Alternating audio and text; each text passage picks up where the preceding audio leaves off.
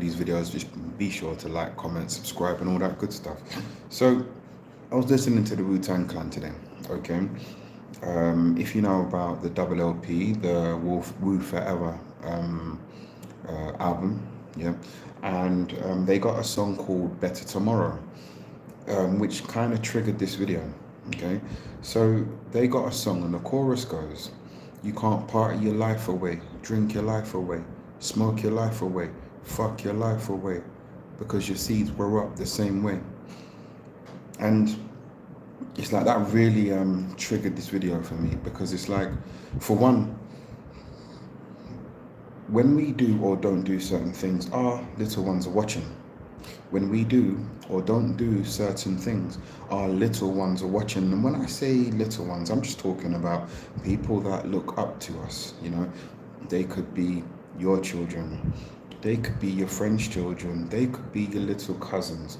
You know, they could just be, if you're an influencer, the people that you influence, they could be your students, they could be just your next door neighbors, like whatever. There's so much little people that are easily influenced, but also they don't have a positive influence or a positive reinforcement. You know, there's so much negativity out here, and for some reason, the negativity is appealing, and the negativity seems to just be sexy. And I'm not too sure why it is, but it just is. Even when I was growing up, for some reason, the negativity, the bad, the naughty, the edgy, the thrilling, that was, when you really think about it, there was nothing positive about those particular acts that gave you those that feeling, you know, the endorphins release, you know, which all of us crave, and that. And then this kind of led me on to, you know, the certain vices that we as humans do and or participate in, based on the chorus. You can't party your life away, drink your life away, smoke your life away, and fuck your life away. You know, so it kind of made me want to just look at different vices, yeah, which certain humans participate in. Yeah, so one of the vices, and the vices that don't serve us, guys, this is what I'm getting down to, the vices that don't serve us, because we could have good vices, you know, because vice is realistically just a habit. So we could have good vices, but I'm talking about the vices that don't serve us, and we live life like life is limitless. Like, how long are you going to be happy and to continue to waste your time talking nonsense about how much you want to do and you want to achieve and you want to see, or who you want to be, you know, and you're just surrendering to your vices? You are surrendering to your vices. Your vices are holding you back. Your vices are now an anchor. You know, you are wasting your time, you're wasting your life, and it makes it worse if there's little people out here that are watching you. Okay, so let's go over some of these vices. All right, one of the vices is gluttony. Okay, and you know, this is a vice, and guys, I'm not perfect. Going down the list, I'm going to be completely honest. I'm going to tell you what vice is holding me back. Okay, I'm not perfect. Do you know what I mean? Like, oh no. So anyway, one of the vices is gluttonous, okay, or gluttony. Gluttony is a vice where you overindulge and overconsumption of anything to the point of waste. So, you know, in my perspective on how I would say that I've been gluttonous, or I am gluttonous, is mainly food. You know, for mental or emotional reasons, my vice is food. I refer to food to give me the positive reward, endorphin release. You know, and you know, that's something I've dealt with for a long time in my past. Before, in my past, it used to last a bit longer. I call them episodes. They don't last as long now. You know, I seem to, you know, have figured out like almost like a bounce back mechanism. So it's like once I'm going through it, I'm kind of not present. But then once I'm like, okay, what am I doing? Why am I doing this? Okay, I get to the root of it, solve the problem, and then it's done. But I'm gonna finish. I ain't wasting my money. I'm gonna the things that I bought and the things that I'm indulging. I'm gonna finish. You know what I mean? We ain't wasting money like that. But after that, then it's done. But before, these episodes could last anything from a day, a couple of days to a week. And that's where the problem starts. That's where it becomes a problem. Okay. But again, you can be gluttonous of anything, alcohol, all of that good stuff. But we're going to get on to alcohol soon. Another vice is the vice of being sloth, and how they categorize or how they define the word sloth in regards to it being a vice is the avoidance of physical or spiritual work. It may manifest as laziness or lack of ambition. So if you are procrastinating, if you just feel lazy, if you don't feel motivated, if you have all of the ambition up here but you don't put any of that ambition that you have into action, you're being a sloth. Your vice is literally being a sloth. And the biggest sloths, are the people that act slothish based on the definition of this vice, right? They find ways to justify their lack of ambition, or again, they live life like there's a tomorrow, where they don't know what's going to happen tomorrow. I'm 41 and there's a few people that has not lived to my age, and they did everything from what we could see perfect, right, by the book, and they're not living till my age. So when people see me moving with a state of urgency out here doing what I want, fulfilling myself, right, please don't judge me, because of the simple fact that I don't believe I'm going to be here forever. So I have no right to conduct myself in any type of slothish manner ever, and I will not, and I will never. Like, okay, I'm human, come on. I might have up days, I might have down days, I might have good days, I might have bad days, but I guarantee each day, regardless of even if I'm sick or whatever, I'm going to do something, even if it's 1% contributing to what I want to achieve, and whatever that is, I know, because I got this problem where I'm not very good at resting or not achieving something for that day. I'm not good at it. So even if it's something like just cooking for myself, even if it's something like reading 2 pages of a book, I don't read as much as I should, but even if it's something like making a video, editing a video, just uploading the video to be edited, I've done something. Okay, I need a sense of achievement every day. I need to feel fulfilled every day. Do you know what I mean? Okay. Greed. Okay. So another vice, greed. Greed is an intense or selfish desire of something. This could include selfish desire for wealth, power, or even food. So again, it could come under the gluttony, but I believe it's different how they're defining it here. Greed for money, selfish desire, selfish desire for wealth. And it's like, a lot of people, they would be happy to live way above their means rather than just living within their means. And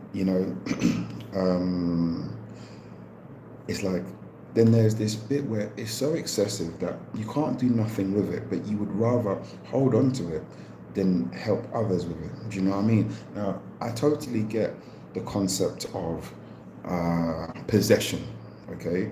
And it's hard to share things if you don't feel like you've owned it and you don't possess it, okay? I get that, okay? Like, if you don't feel like you own it, you possess it, it's hard to give it. Like, example, if I bought a new video game and I haven't played it properly, I don't feel like I've, got far in it, you can't ask me to borrow it. You can come and play it with me, but you can't ask me to keep it or borrow it. I don't feel like I've possessed it. But once I've kind of, had my way with it, borrow it, please, And that, but then if I've had my way with it and I still don't want to borrow it to you, it's like, okay, this is bordering on greed. And you have you're entitled. If you bought it, you spent on it, you're the one that worked hard to attain it. You have every right to not want to borrow it, but if you just have games in abundance, games, and you have an excess of games, you can borrow it without feeling hard done by, because you've already possessed it, you've completed it, and the same goes for money. And if you're cooking, or if you're like a king, you don't need 7 turkeys to feed you for the day, and you're going to watch back in the day, like based on what you see in books and stuff or movies, 7 turkeys to feed you for the day, and then after that you throw it in the trash, rather than breaking it down with all your people, your henchmen, your soldiers, your warriors, your advisors, whatever. So yeah, that is the selfish desire for something and greed, which and also, if you're chasing something for the sake of greed, I can't see it, you really okay. If you do what you love and you're doing it with like integrity, and you're doing it with love because you enjoy what you do, you're more than likely going to wake up in the morning with the intention of fulfilling that hunger or thirst to achieve what you want to achieve, because you love what you do. But if you're waking up just trying to achieve the money, for greed reasons, I don't know if that is a real motivator that's going to keep you with the same energy every day, day in, day out, being consistent. You can be consistent at something that you enjoy, that you love, but if you're doing it for the wrong reasons, you might not have the same driver. You might not have that same consistency. Something to think about. So the next verse, guys.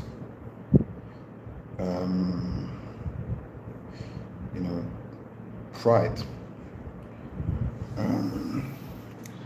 Pride leads one to a sin in the pursuit of his own good. Excessive pride may move a person to steal in order to keep up one's appearance, or lie or cheat. In the sense of pride as a vice, is an inflated sense of one's personal status or accomplishments. A negative side effect of pride. Pride is wanting power, wanting to be seen as the best. I feel like you can be prideful tastefully, or you can be prideful distastefully. You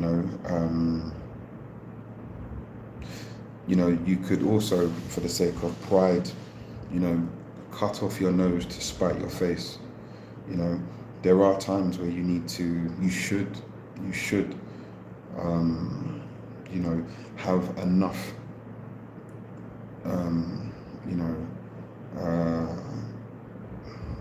like self-worth, knowledge of self, growth, to sometimes know when to suppress your pride and ego, because I'm down for dying for what you believe in, but then there are times where you being prideful will put you in a position where you could have got out of if you would have just swallowed your pride, but then you can carry yourself with pride for sure. You can be proud of who you are and how you want to be presented and perceived. But then if your pride is, Like, what is the goal? You know, and if your pride is not serving your goals, you know, if you're trying to be a public figure and you're trying to be a leader, but then your pride is getting in the way and people are taking you the wrong way, but you need to lead or serve the public, but the public don't believe in you or trust you because of your pride, you know, or you've hurt too much feelings because of your pride, or, you know, you won't swallow your pride. And it's going to kind of be counterproductive to what you want to achieve. You know what I mean? So another human device is smoking. Smoking is a practice in which a substance is combusted and the result of smoking typically inhaled to be tasted and absorbed into the bloodstream of a person. Now, you know, there's many different things that people smoke.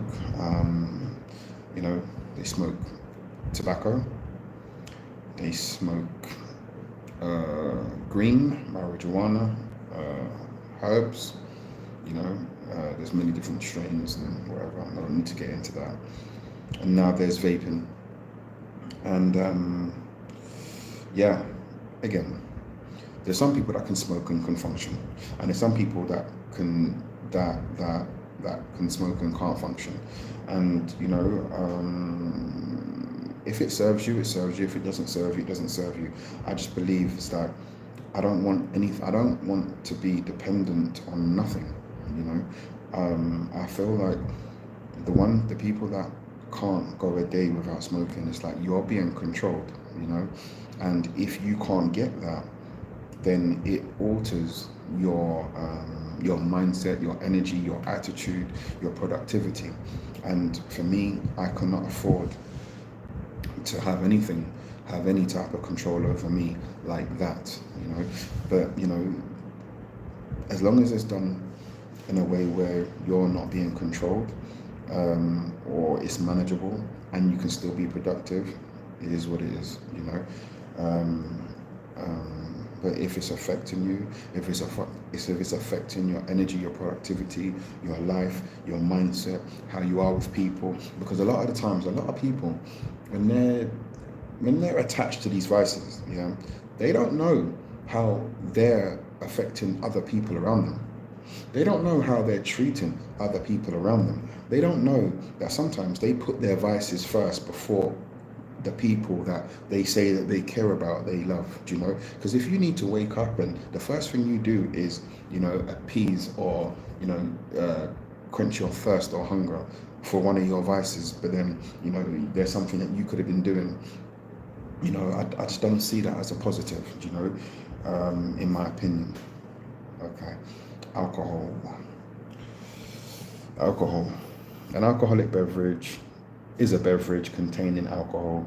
Alcoholic drinks are typically divided into three classes: beers, wines, and spirits. And typically their alcohol content is between 3% to 50%. Many cultures have a distinct drinking culture where alcoholic drinks are integrated into parties. You know, if, you know, on a weekend, you know, or at the end of the night, you know, to wind down, you're going to have a tipple. I can't see nothing wrong with it. But if the first thing you do in the morning, before you've done anything, before you've checked in with loved ones, family members, you know, paid bills, gone to work, you know, whatever, if the first thing you do is reach for the bottle, then I believe we have a problem, because I can't see your level of productivity being productive, you know. And it's like, this is like a few of this one vice could be tapping into the other vices, you know. There's gluttony in there. It could lead, once you're gluttonous with the alcohol, it could lead into being sloth-like, you know what I mean. Once you ain't got it, then you could be doing anything to get it, so you're going to be implementing greed, you know. You don't want to listen, or you don't want to learn, you know. You don't want to hear how you're treating people, so you could be prideful, you know. So this one, even smoking too, you know, smoking too, depending on what you're smoking, you could be tapping into one of these different vices through that one vice, you know. That's almost like a gateway vice, you know. So yeah. Gambling, that's another vice. There's a few more here on this list, but there's a couple that it's like I don't feel like it really ties in. Gambling. Gambling and lottery tickets. When we think of gambling, many of us probably think of slot machines, Las Vegas, and card games, but gambling comes in many different forms and fashions. 50% of people gamble at least once per week. Approximately 3% of people meet the criteria for the problem. You know, and again, it's almost like an endorphins release. It's that rush, you know. That instant gratification, the thrill, and it can be addictive, and it just comes down to, when you're not waking up and feeling fulfilled, you do these other synthetic equivalents and versions of trying to chase fulfillment.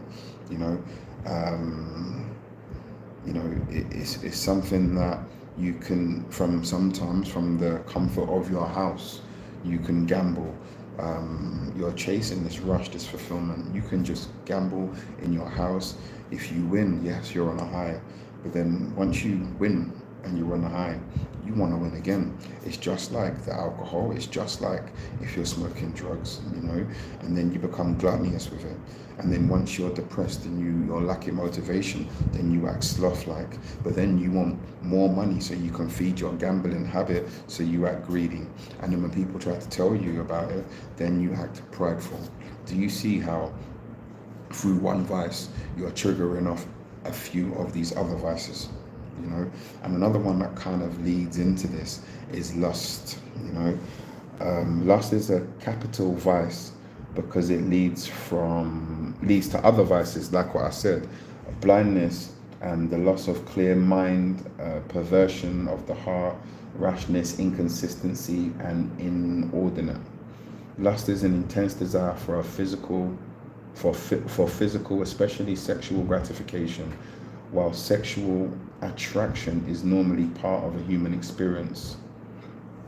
So again, as I was saying in the other ones, it's almost like it could lead to other vices. And it's like when you're lusting after someone, sometimes you will do and say and become things that is not true, that you are not, to get what you want. Because lust is not love, sex is not love. Love is neither of those things. So you could be manipulating or tricking someone into believing that you feel or think certain things, but you do not. You just want what you want, and that leads to greed, and that is gluttony, and that is also being prideful. So yeah, it's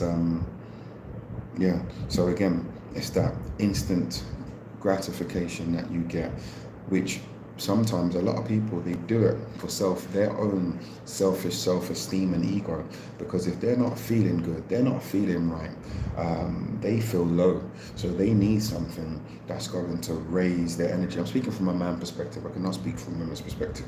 They need something that's going to raise their vibration, that's going to make them feel like a man, that's going to give them their He-Man powers, and it boosts their ego. It's like, yeah, a woman, yeah.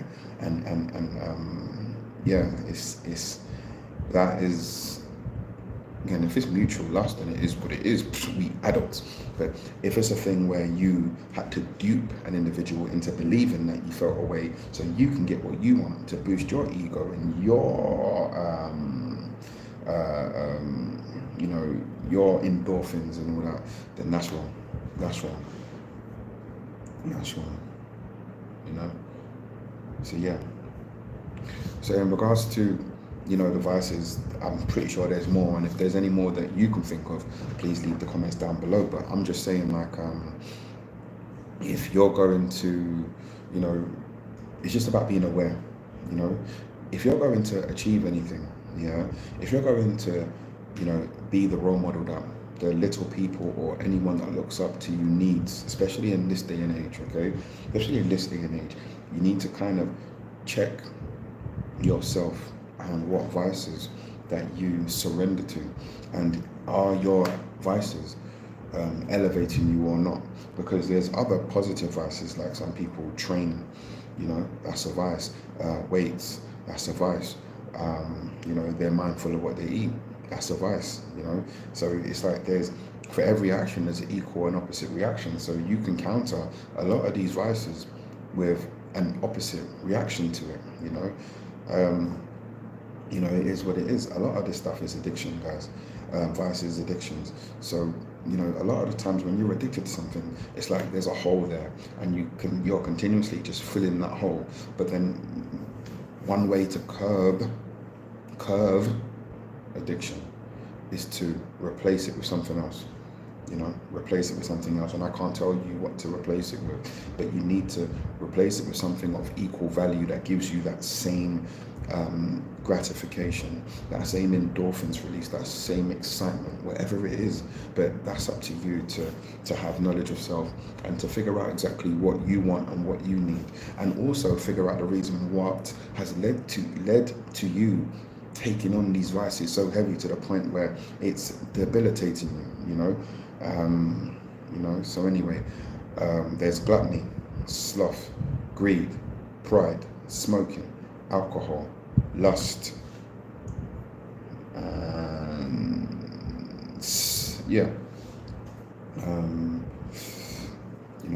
don't fall for it, guys. Don't be it. Don't surrender to it. Don't be weak to it. Be strong with it. Don't just be a big talker.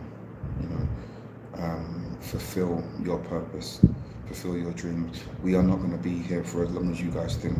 So at least on a day-to-day basis, guys, contribute to your goals. Don't party your life away, drink your life away, smoke your life away, and fuck your life away, because your seeds grow up the same way. Your seeds grow up the same way. If you like this video, share this video, leave comments, hit the subscribe button, hit the bell icon so you'll be notified whenever I upload. And I'm out.